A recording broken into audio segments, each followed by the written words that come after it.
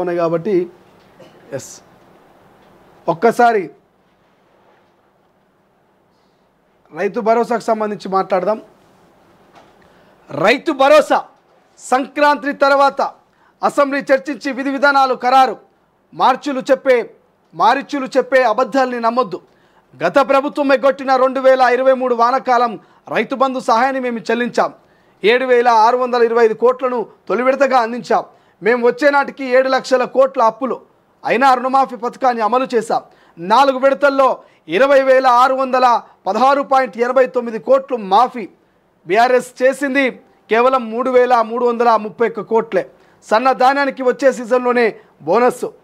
ఇక రైతులు HMT Telangana Sona BPT రకం సన్నాలను సాగు చేయాలి. కిషన్ రెడ్డి హామీలపై ప్రత్యేకంగా చర్చిద్దాం. మోదీ చేసింది మేం చేసేది తేలుద్దాం. ఈ ప్రభుత్వం ఇంకా 9 ఏళ్ళు ఉంటుంది. ఎన్నో విజయాలు సాధిస్తుంది. సీఎం రేవంత్ అసెంబ్లీ ఎన్నికల్లో ఇచ్చిన హామీ మేరకు రాష్ట్ర రైతాంగానికి రైతు భరోసా పథకాన్ని అందించి తీరుతామంటూ ముఖ్యమంత్రి రేవంత్ రెడ్డి స్పష్టం చేశారు. ఈ విషయంలో ఎలాంటి సందేహాలు అవసరం లేదన్నారు. సంక్రాంతి తర్వాత రైతుల ఖాతాలో భరోసా సొమ్మును జమ చేస్తామంటూ తెలిపారు. ఈ పథకం అమలుకు సంబంధించి విధి విధానాలు ఖరారు చేసేందుకు ఇప్పటికే మంత్రివర్గ ఉపసంఘాన్ని నియమించామని గుర్తు చేశారు.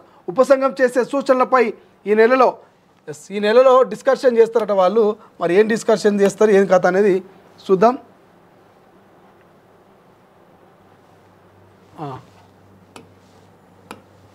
మరి మంత్రివర్గ ఉపసంఘం ఏం డిస్కషన్ చేస్తుంది ఇక్కడ రాసిరు కదా. రైతు భరోసా సంక్రాంతి తర్వాత కంటిన్యూయేషను. ఎస్ ఈ నెలలో నిర్వహించే శాసనసభ సమావేశంలో చర్చించి విధి విధానాలను ఖరారు చేస్తామన్నారు. సోనియా గాంధీ గ్యారంటీగా చెబుతున్నానని, ఈ విషయంలో ఏమారచ్చులు వచ్చే అబద్ధాలు చెప్పినా నమ్మవద్దంటూ అన్నారు. ఆదివారం జూబ్లీహిల్స్లోని తన నివాసంలో నిర్వహించిన విలేకరుల సమావేశంలో సీఎం మాట్లాడారు. రైతు భరోసా పథకంపై ఆరోపణలు చేస్తున్న ప్రతిపక్షాల్ని మారిచ్చులు, రాక్షసులతో పోల్చారు. ప్రజాపాలన విజయోత్సవాల భాగంగా ఉమ్మడి మహబూబ్నగర్ జిల్లాలో నవంబర్ 28 నుంచి 30 వరకు నిర్వహించిన రైతు అవగాహన సదస్సుకు మంచి ఆదరణ వచ్చింది. రైతుల ఆశీర్వాదము, సంపూర్ణ మద్దతుతో ఈ ప్రభుత్వం ఇంకా 9 ఏళ్ళు ఎన్నో విజయాలు సాధిస్తుందని తనకు సంపూర్ణ విశ్వాసం కలిగిందన్నారు. ఇక 7 లక్షల కోట్ల అప్పున్న రుణమాఫీ. తెలంగాణ ఏర్పడే నాటికి ఆనాడు అధికారంలో ఉన్న కాంగ్రెస్ ప్రభుత్వం 16,000 కోట్ల మిగులు బడ్జెట్తో 69,000 కోట్ల అప్పులతో కేసీఆర్కు రాష్ట్రాన్ని అప్పగించింది. అలాంటి రాష్ట్రాన్ని 2023 డిసెంబర్లో కాంగ్రెస్ మళ్ళీ అధికారం చేపట్టే నాటికి 7 లక్షల కోట్ల అప్పు, ప్రతి నెల వడ్డీలు అసలు కలిపి 6,500 కోట్లు చెల్లించాల్సిన పరిస్థితి తీసుకొచ్చారు. సీఎం రేవంత్ ఇక ప్రజలపై అప్పుల భారం మోపలేదని, అద్భుతమైన పరిపాలన అందిస్తున్నామని, రాష్ట్రాన్ని బంగారు తెలంగాణగా మార్చామని అప్పటి ప్రభుత్వం సందర్భం వచ్చినప్పుడల్లా దాడులు చేసిందని ఆరోపించారు. అందుకే తాము అధికారం చేపట్టిన తర్వాత ఆస్తులు, అప్పులు, విద్యుత్తు, సాగునీటి ప్రాజెక్టులపై వాస్తవ పరిస్థితులను ప్రజలకు వివరించేందుకు శ్వేతపత్రం విడుదల చేశామంటూ తెలిపారు. అప్పులను చూసి అధైర్యపడకుండా ఇచ్చిన గ్యారంటీలను అమలు చేస్తున్నామంటూ చెప్పారు. అన్ని పథకాలను తెచ్చింది కాంగ్రెసే. రైతులకు హరిత విప్లవం, సాగునీరు, ఉచిత విద్య, ఉచిత విద్యుత్తు, రాయితీతో ఎరువులు, పండిన పంటలకు సబ్సిడీ, ఇట్లా చెప్పుకుంటూ పోతే పెద్ద షాడబాతమే రాసిరు. ఆహార చట్టము, పంటలకు మద్దతు ధర, సో భారీ స్థాయిలోనే రాసిరు. కానీ రైతులను సన్నాలు సాగు చేయండి, కిషన్ రెడ్డి గుజరాత్ గులాం అంటూ పెద్ద వార్త కనిపిస్తూ ఉంది. కానీ కొన్ని బీఆర్ఎస్కు అర్హత లేదంటూ కొన్ని వాళ్ళు వ్యాఖ్యలు చేసే ప్రయత్నం చేశారు. కానీ మనం దీని గురించి ఒక్కసారి ఎక్స్ప్లెనేషన్ చేసుకుంటే కనుక సంక్రాంతి తర్వాత రైతు భరోసా అంటున్నారు. దీని గురించి ఒకసారి మనం ఎక్స్ప్లెయిన్ చేసుకుంటే, సో అందరికీ తెలిసిందే ఈ డిసెంబర్ 7 తోటి కాంగ్రెస్ పార్టీ అధికారంలోకి వచ్చి తెలంగాణలో ఏడాది పూర్తి చేసుకుంటుంది. సో ఏడాది పూర్తి చేసుకున్నటువంటి సందర్భంలోనే విజయోత్సవాలు నిర్వహిస్తూ ఉంది. సో విజయోత్సవాల్లో భాగంగా పాలమూరు ముగింపు సభలో ముఖ్యమంత్రి గారు ఈ రైతు భరోసా గురించి మాట్లాడతారేమని చాలామంది ఎక్స్పెక్ట్ చేశారు. మాట్లాడలే. కేవలం 3 లక్షల మంది రైతులకు 4వ విడత 2,737 కోట్ల రూపాయలు వాళ్ళ ఖాతాలో వేసి, ఇక మేము పూర్తిగా 100% రుణమాఫీ చేసినాం, 100కు 100% రుణమాఫీ చేసినామని బల్ల గుద్ది చెప్పే ప్రయత్నము కాంగ్రెస్ సర్కార్, రేవంత్ సర్కార్ చేసే ప్రయత్నం చేస్తూ ఉంది. కానీ ఇలా 2 లక్షలకు పైగా ఉన్నటువంటి వారి పరిస్థితి ఏంటని మేము అడుగుతూ ఉన్నాం. మీరే చెప్పిర్రు వాళ్ళు సైలెంట్గా ఉండేటోళ్ళేమో, అరే 2 లక్షల లోపలనే రుణమాఫీ అవుతుందేమని. సైలెంట్గా ఉండాలని వైలెంట్గా చేసింది మీరు, మీ మంత్రి తుమ్మల గారు. 2 లక్షలకు పైగా ఉన్న అర్హుల ఖాతాలకు మేము డబ్బులు వేస్తాం. ఆ పై అమౌంట్ 2 లక్షలకు పైగా ఉన్నటువంటి అమౌంట్ను మీరు ఖాతాలో జమ చేసుకోండి. ఆ పైన ఉన్నటువంటి అమౌంట్ను మీరు ఖాతాలో జమ చేసుకున్న వెంటనే ఈ 2 లక్షల రూపాయలు మేము మీ ఖాతాలో వేస్తాం. మేము అటువంటి రైతులను కూడా ఆదుకొని రుణమాఫీ చేస్తామని సైలెంట్గా ఉన్న వాళ్ళని వైలెంట్గా చేసింది మీరే. మరి ఆ వైలెంట్గా చేసిన వాళ్ళను శాంతింపజేయాలి కదా. ఆ సైలెంట్గా ఉన్న వాళ్ళని వైలెంట్గా చేసిన మీరు మరి వాళ్ళకు రుణమాఫీ చేయాల్సిన బాధ్యత కూడా మీ మీదే ఉంది కదా. మరి ఎందుకు వాళ్ళ గురించి మాట్లాడట్లే?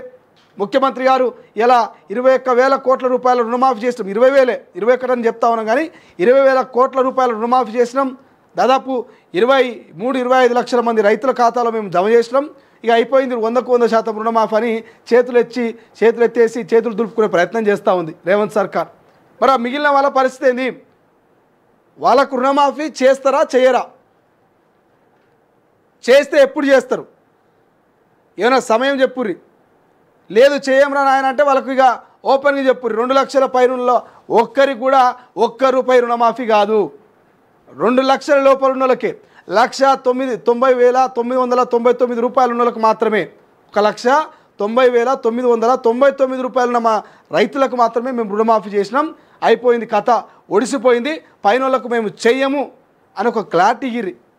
అంతేగాని ముసుగుల గుద్దులాట లెక్క ఇక ఎన్ని దినాలు అందింది పొడిగించుకుంటూ పోతారు రుణమాఫీని.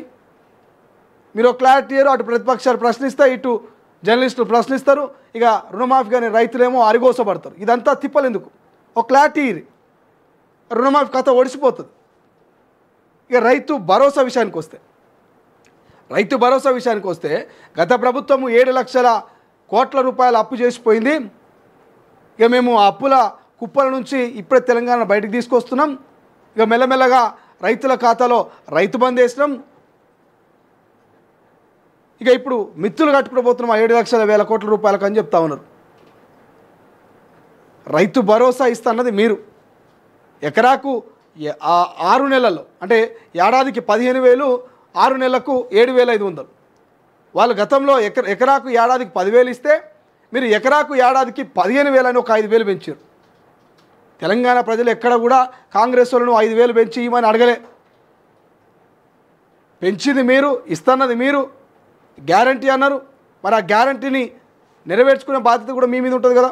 వానాకాలం రైతు భరోసా రైతుల ఖాతాలు వేయలే. ఇప్పుడు ఎండాకాలం వస్తూ ఉంది. ఇప్పుడు మెల్లగా సాగు చేస్తారు మళ్ళీ రైతన్నలు. వరి కోతలు అయిపోయినాయి, మళ్ళీ కొత్తగా నాట్లు వేయడానికి సిద్ధమవుతూ ఉన్నారు. మరి వానాకాలం రైతు భరోసా వేయకపోతుంది, ఎండాకాలం రైతు భరోసా కూడా క్లారిటీ వేయకపోతుంది. ఏమనంటే సంక్రాంతి తర్వాతనట.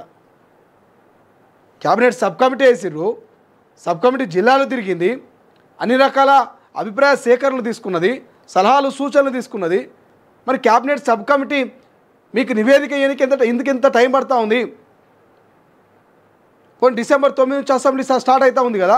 మరి December 9 అంటే డిసెంబరు ఒక 10-15 రోజులలో మీరు ఒక క్లారిటీ ఇవ్వలేకపోతారా? నివేదిక ఇచ్చినటువంటి ఆధారాలు వాటన్నిటిని అభిప్రాయాలన్నింటినీ కూడా సేకరించి మీరు ప్రజలకు డిసెంబర్ లోపల దాన్ని మీరు ఒక క్లారిటీ ఇవ్వలేకపోతారా? మళ్ళీ సంక్రాంతి తర్వాతనట ఇక అప్పుడు సర్పంచ్ ఎన్నికలు వస్తాయి కదా. సో సర్పంచ్ ఎన్నికలలో ఇక మేము రైతు భరోసా రైతుల ఖాతాలో వేసినాం, ఇక మీరు ఓట్లు గుద్దాలనేటువంటి ప్రచారానికి తప్ప ఇక్కడ రైతుల మీద ప్రేమ ఎక్కడా కనిపిస్తలే. నిజంగా ప్రేమ ఉంటే ఇలా రైతు కూలీలను పట్టించుకోవాలి, కౌలు రైతులను పట్టించుకోవాలి. మీరు ఇస్తున్నటువంటి బోనస్ దొడ్లొడ్లకా సన్నోడ్లకా అని పక్కన పెడితే అన్ని ఓట్లకి ఇవ్వాలి. కేవలం సన్నోడ్లకి అని ఒక డెడ్ లైన్ పెట్టారు, బౌండరీ పెట్టారు. రైతు భరోసా 15,000 వేయాలి ఇప్పుడు ఎకరానికి.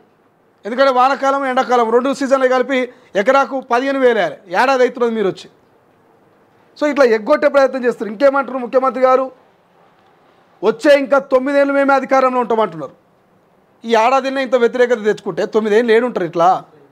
ఈ 4 ఏళ్ళు ఉంటేనే కష్టం. ఈ 4 ఏళ్ళు గడిస్తేనే అయ్యో రామ అన్నట్టున్నది. ఇంకా 5 ఏళ్ళు ఎక్స్ట్రా అవుతారట. ఇచ్చిన హామీలు నెరవేర్చురు. ఫస్ట్ 6 గ్యారంటీలు నెరవేర్చి అప్పుడు ఇంకా 5 ఏళ్ళ 10 ఏళ్ళ ఆలోచన చేయరు. ముందు మురిసినమ్మ పండగ గుర్తు కదట. చాలా ముందు మురుస్తూ ఉన్నారు కాంగ్రెస్ వాళ్ళు. పాపం ఇక భవిష్యత్తు కూడా మేమే అనుకుంటున్నారు. మాకు కేసీఆర్ కూడా ఇట్లే అనుకున్నాడు. ముచ్చటగా 3వ సారి అధికారంలోకి వస్తా అనుకున్నారు.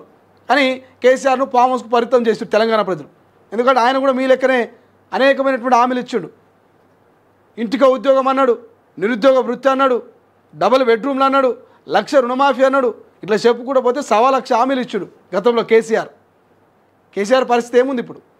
పోయి ఫామ్ హౌస్లో అనుకున్నాడు. కేటీఆర్ హరీష్ రావు తలలు పట్టుకుంటున్నారు. ఏందిరా మాకు ఈ అరిగోస 10 ఏళ్ళు రాజరిక పోకలకు పోతిమి, మంచిగా సకల సవలతులు ఉండే మంచిగా రిచ్ లైఫ్ని మెయింటైన్ చేసినట్టుమి, ఇలా హోదాలు బాయే పదవులు బాయే పరిస్థితి ఆగమాగమాయే, ఏం చేయాలని పాపం వాళ్ళు చెప్పుకోలేక ఆగమవుతున్నారు. మీరు ఆ గతి పట్టొద్దంటే తెలంగాణ ప్రజలకు మీరు ఇచ్చిన 6 గ్యారెంటీలు నెరవేర్చండి. కూలీలను కౌలు రైతుల్ని తక్షణమే మీరు వాళ్ళకు చేస్తున్నటువంటి 12,000 ఆర్థిక సాయం చేయరు.